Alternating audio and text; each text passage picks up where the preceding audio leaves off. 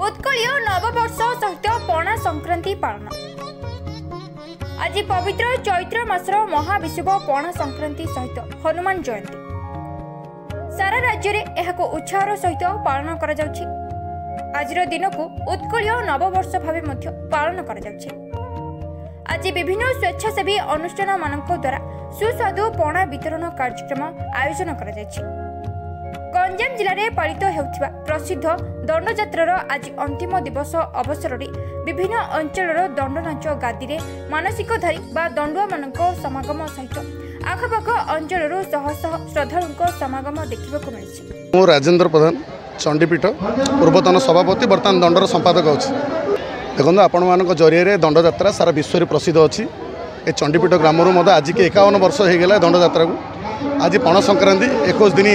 तार समाप्त होची 19 दिन पर समाप्त पर आम आज आम गाँव अंतिम दिन आम करूँ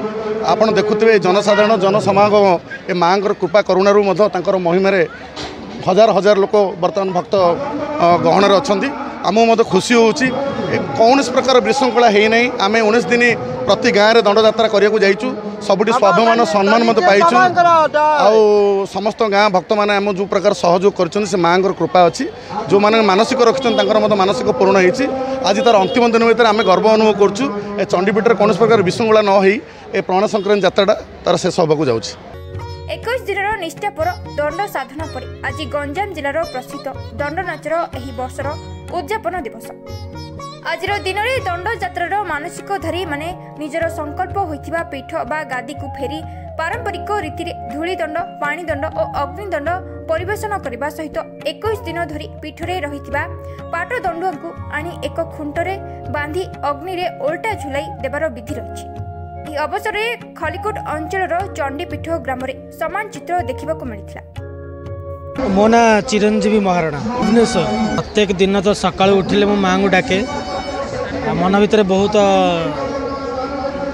इच्छा शक्ति रखिकी माँ को बहुत किसी मागी केवे एमती आसबार सुजोग मिल ना हठात एमती माने गोटे दिन थिला स्टार्ट हाँपाई माँ का डकरा है मु आसिली 21 दिन है बुलिली अद्भुत शक्ति माने देहरे अच्छी सेमती लगुच ठाकुर पूजा विधि जहाँ भी हो बहुत भल लगुच बहुत संख्यार लोक भी अच्छा माँ का आशीर्वाद आसिक माँ को दर्शन कर पारि ये उत्सव जोगदे पारि से धन्य मन कर भक्ति भाव सृष्टि होता है तो माने माँ गोटे शक्ति से निजे अनुभव कले ही कहीहब माने आम जोटा विश्वास कर से जिनसा घटुची केवे स्वप्न रे भाभी नथली जो मु आसिक पहुँचे मु सकाळ उठिला पर हठात फोन आसला हठात आसिली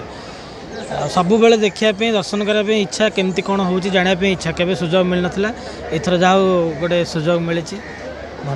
रघुनायक ये माँ दंडकाली यात्रार सभापति नीतिकांत तो कहले 2 दिन लगे नीतिकांत ऊपर को गले बहुत समय लगे किंतु वर्तमान आज यही लास्ट पणा संक्रांतिर नीति नियम होची आमर ठाकुर सकाळे गाँव परिभ्रमण करिए